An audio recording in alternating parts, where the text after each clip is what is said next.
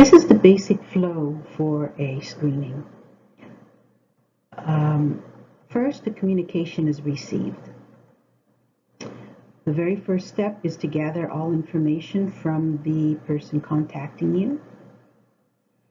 And then you go out of CARES to an interface and you check if there are any existing records.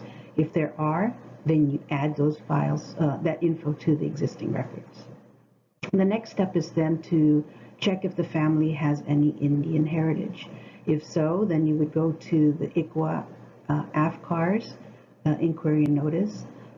If they do not or you do not know, then you move on to step 3, where you determine if there is any abuse or neglect being reported.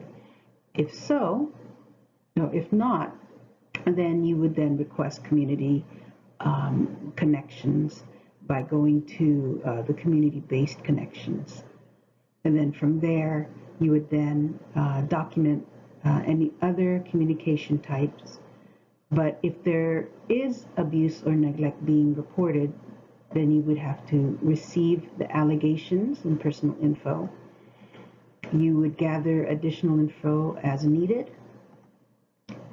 You would then assess gathered information and hotline assessment recommendation. And to do that, you would go to the complete hotline assessment. From there, you determine your response. And there's 3 kinds. The first is the evaluate out. And if that's the response, then you would go to document evaluate out response.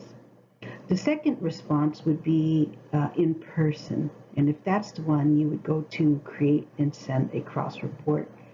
And finally, from there, then you would send it to the supervisor dashboard, who would then assess the information and determine their response.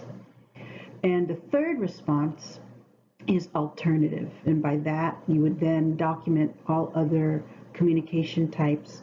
And then finally, you would then end communications.